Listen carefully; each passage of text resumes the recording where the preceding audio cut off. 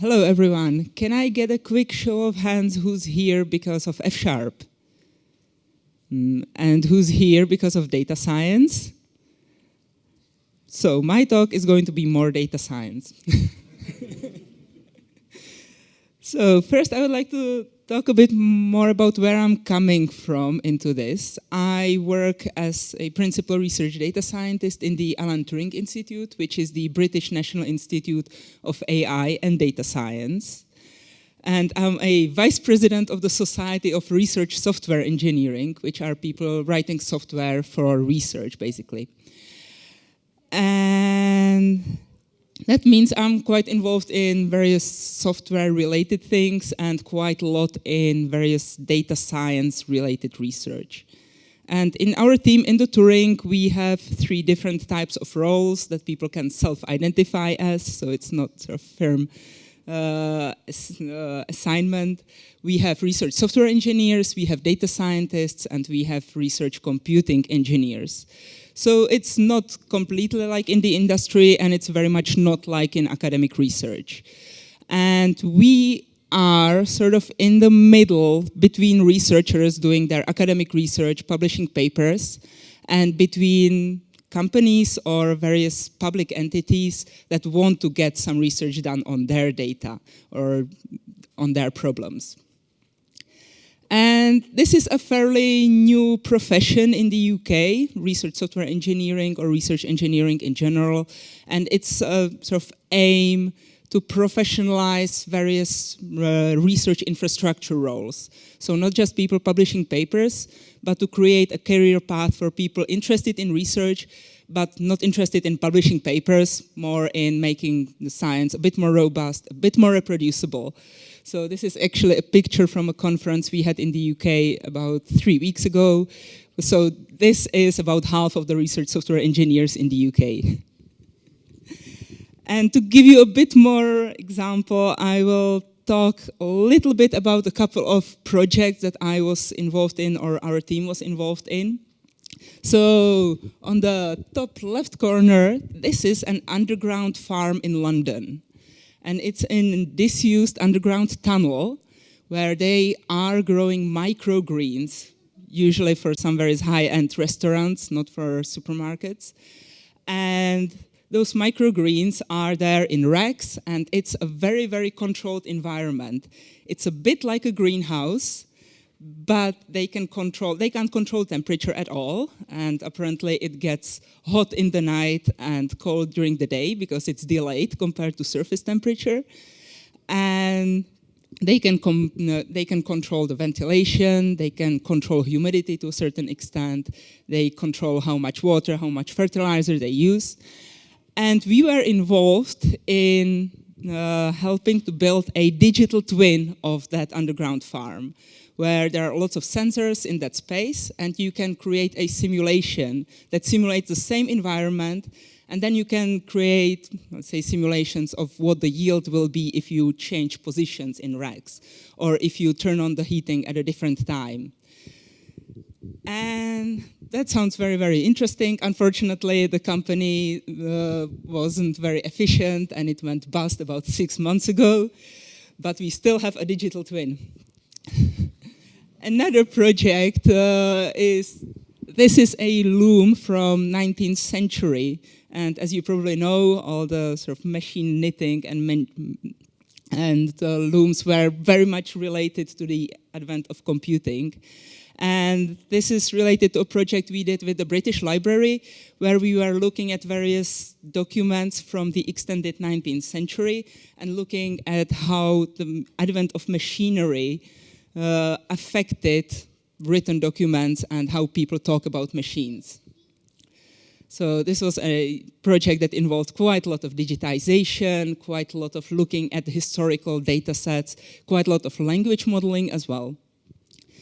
And the last one is data from air traffic control. We have a collaboration with the British Air Traffic Control Service, and they are interested in bringing some AI into their processes because it's a very, very, very conservative industry. The process has been very slow, and we've been involved in a project with them where we are creating a digital twin of the UK airspace so that people can run simulations in there, and an environment where people can do AI experiments. So this all sounds very, very interesting, right?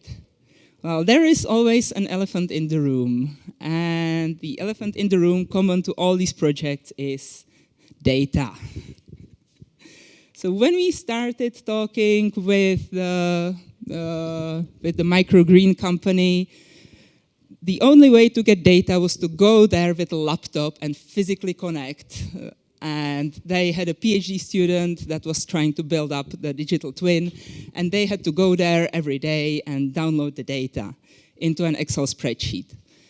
So this project that sounded very much like, oh, let's build a digital twin and it will be awesome, started by actually just building the data infrastructure, just to get the data from there to the surface into the cloud and make it available to researchers.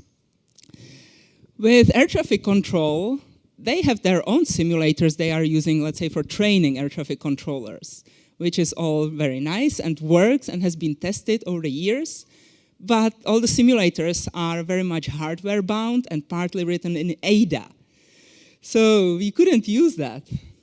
And they have a lot of data covering the UK airspace for years and years back for their own analysis. But that's where all the commercial value of doing air traffic control lies. So they were not able to give us any for years. And the last one, the 19th century analysis one, well, it turns out a lot of the data coming from the 19th century has already been digitized, and the ones that are not, they are not digitized for a reason, and that's because the paper is too thin. You can't really digitize it in any efficient way. Or it's handwritten maps that you can't really analyze digitally very well. So it's very, very non-standard. And most of the project has been spent on actually just getting the data. And just storing the vast amount of images that came out of that became a major challenge.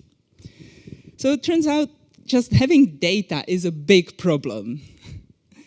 And as I was talking about research software engineering, we are a fairly new profession, so we are trying to create a competency framework so that people can sort of place themselves in terms of seniority.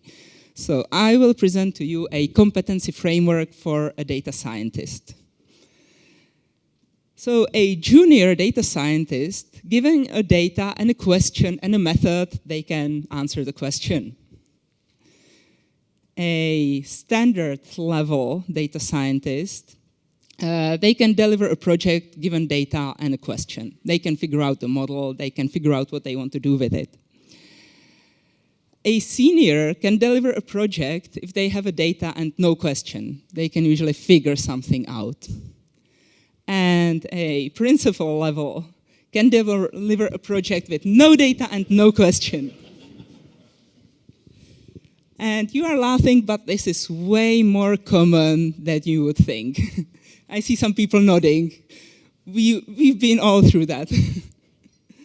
So what shall we do with data? And I believe that the real problem of data science is data. It's not doing modeling, it's data. And one thing that's quite useful when you are approaching a data science problem is to assess data readiness. And this is a paper from 2017 from Neil Lawrence on data readiness levels. And this one is quite nice. It sort of talks about all the problems of dealing with data, and it puts data into 3 different bands.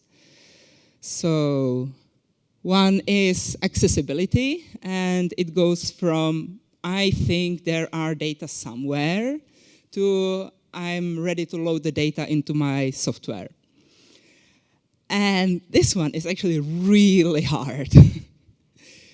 Quite often you start talking to someone and they are saying, oh, the marketing department is storing the data. They definitely have the data in a database.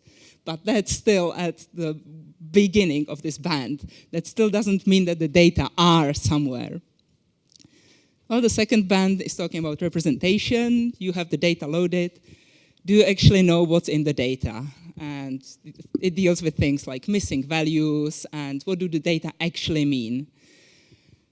This one is tricky, and it usually requires talking with people a lot, and you usually find that people don't understand their own data. So at the end, the data is fully understood.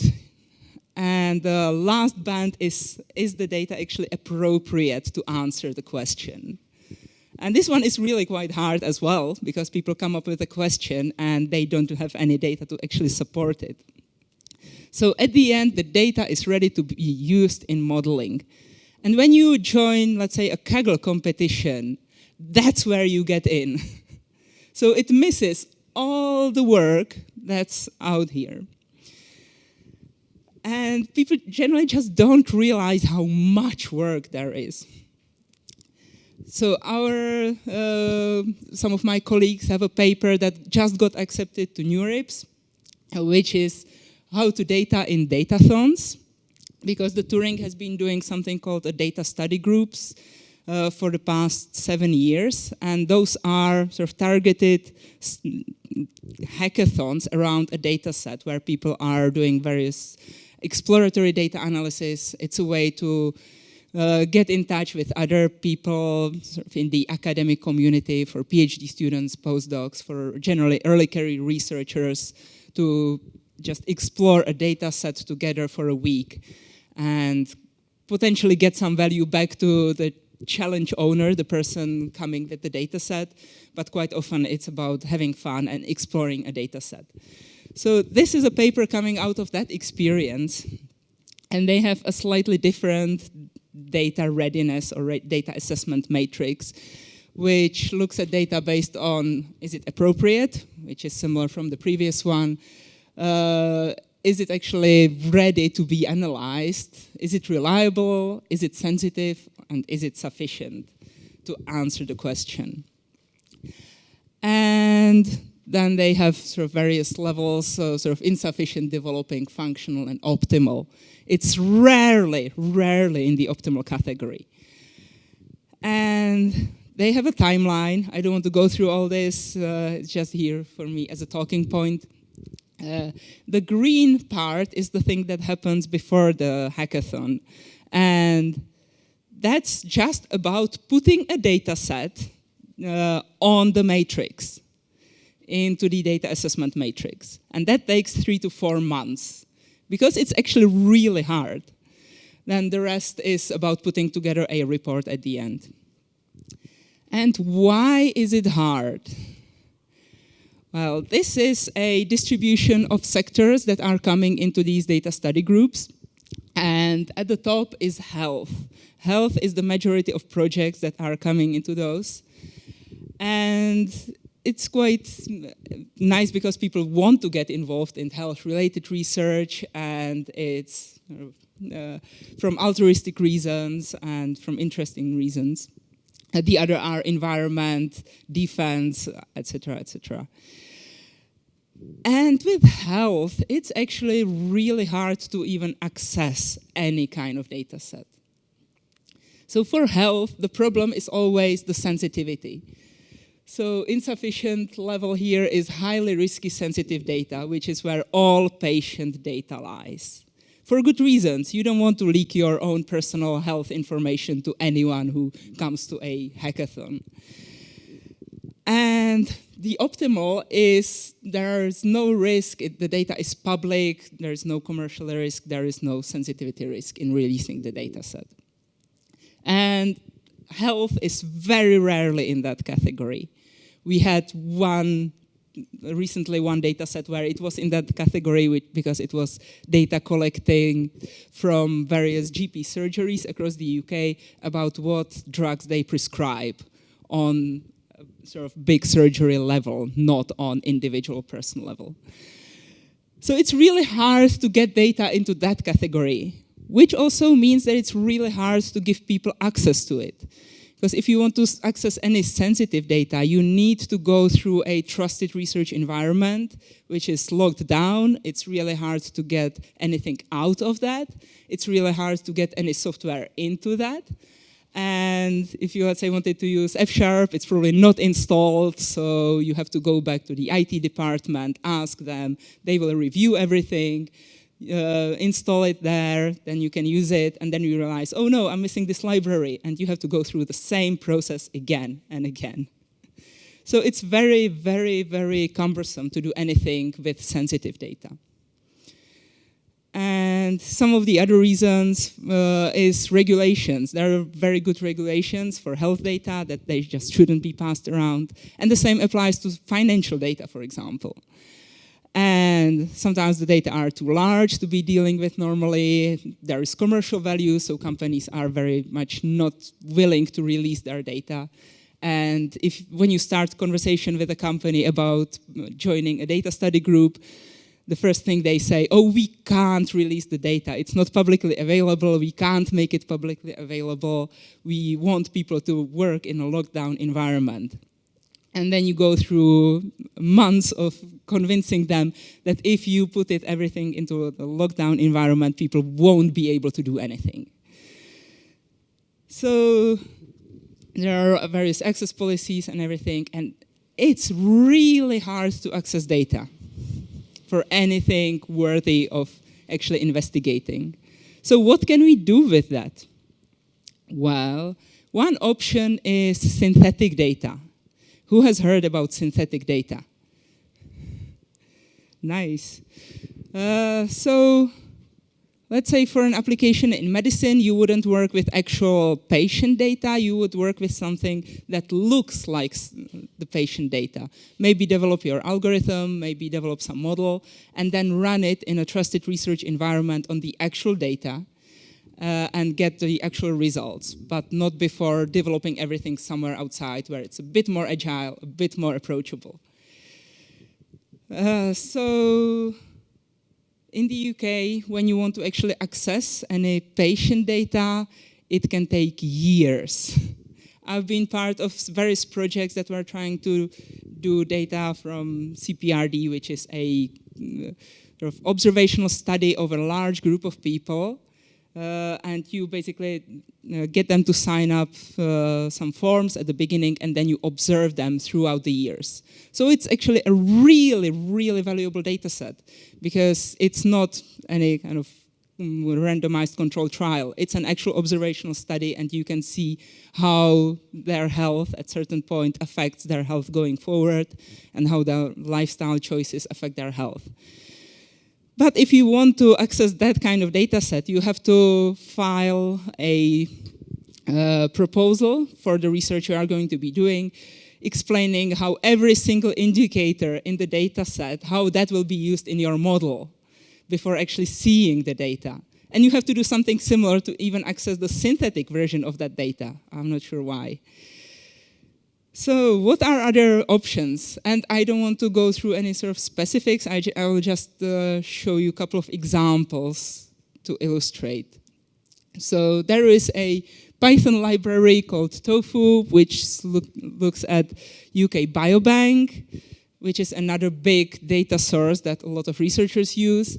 And that one is creating a synthetic data set that you can use instead of the biobank data, but just trying to approximate individual distributions in columns.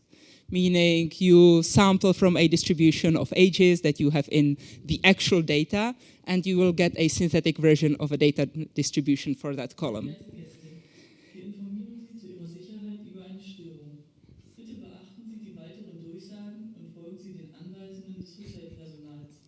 Dear guest, for your own security, we would like to inform you of the current disturbance.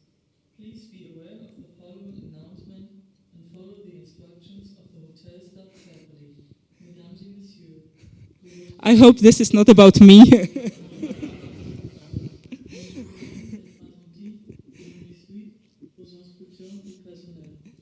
Sehr geehrte Gäste,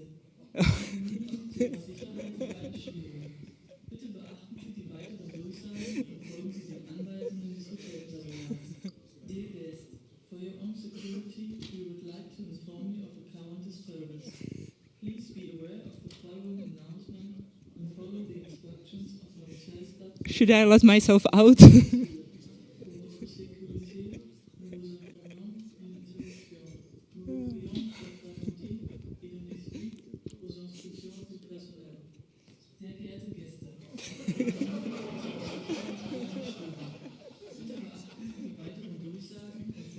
Okay, I'm not sure if you can hear me when I talk. For your own security, we would like to inform you of the current disturbance. Please be aware of the following announcement and follow the instructions of the Shall we create a synthetic disturbance? Pour votre sécurité, nous vous informions d'une interruption.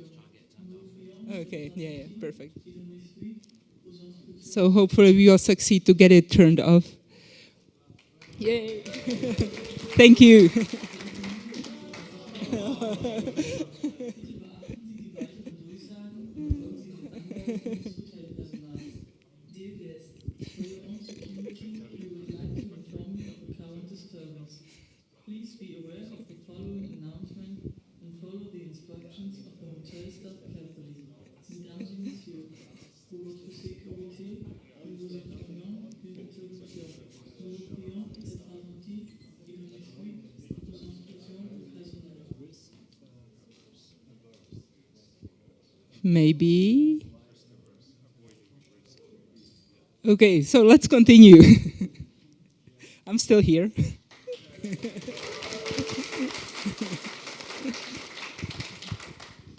So, can anyone see a problem when you are just approximating data based on column-wise distributions? So in a healthcare context, you usually end up with things like prostate cancer being as common in women as it is in men. You end up with pregnant men in the data set, etc. So this is fine if you are just creating something that runs an algorithm. It's not fine when you actually want to do anything with it. Another synthetic patient data generator that gets used quite a lot is Synthea, which is a US-based company that creates various open source tools for creating synthetic healthcare data. And they are basically creating all these flowcharts where you put in a flowchart for a specific disease and you generate it from that. So this is an example of a COVID flowchart. So you start at initial, you wait until exposure with a delay of 4 days, and then you, with 99% of people are vaccinated, so it checks a vaccine status, and if they are fully vaccinated, they get infected with 1% probability, and then it calls an infection submodule. And the infection submodule looks like this. So this is incredibly painful to create something like this. You manage to avoid all these problems with prostate cancer in women, but you end up with something like this. So just to show you a bit more of the landscape of synthetic data generators, or at least the ones that I'm familiar with. So if you put them on two axes based on privacy and fidelity, if you have low privacy and low fidelity, that's gossip. You don't do any data science with that. If you have high fidelity and low privacy, that's basically just releasing the data. That's usually not feasible. And if you have low fidelity and high privacy, those are the model-based generators that I was showing. And those can be anything from fancy Bayesian models to these procedural generators. Or you can even do things like train a decision tree and then generate data based on that. And here it's a very, very active area of research in generative AI, where we would presumably have high privacy models with high fidelity. So right now, healthcare research moves very slowly, so people are still doing GANs, generative adversarial networks, variational autoencoders, and are just starting to look into transformers and GPT-style models, etc.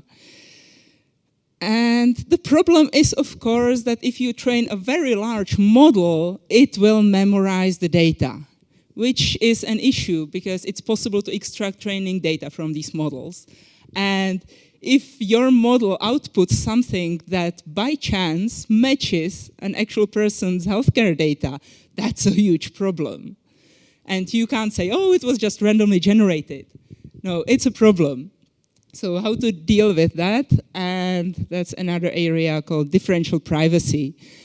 And this is also a very active area of research, and it's very, very complicated. If you look at a definition on, let's say, Wikipedia, you are staring at that and thinking, oh, what does it mean in practice? This is, by the way, the definition, and it's talking about very sort of abstract algorithms.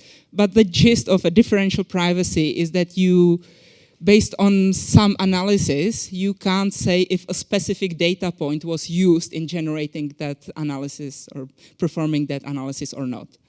So for example, if you take a mean of a value of some variable, that's not differentially private, because if you take one specific data point out of that, you can always say, okay, that's the data point that was taken away. So it boils down to adding random noise to a data set in some specific way so that it doesn't disclose any of the value in the actual data set. And then other thing you can do if you don't have any data is, of course, to create a simulator of the process that you are investigating.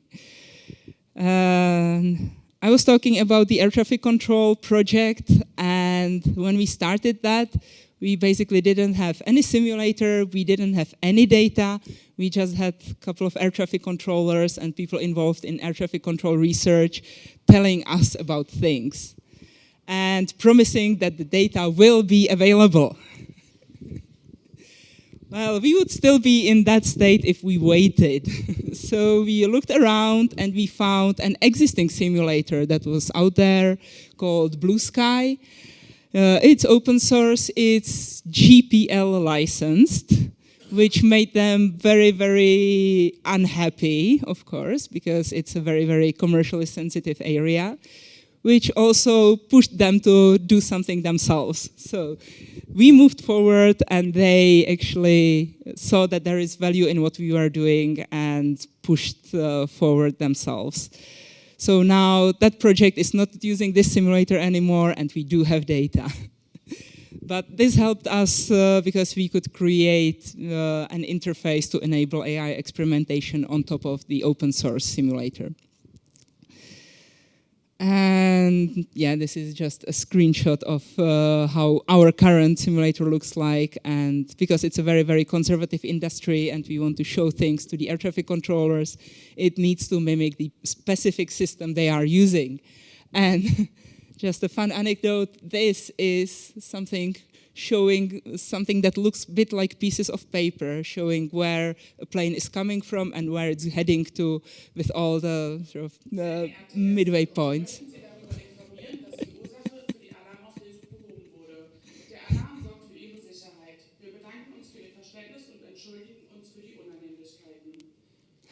I think they were apologizing.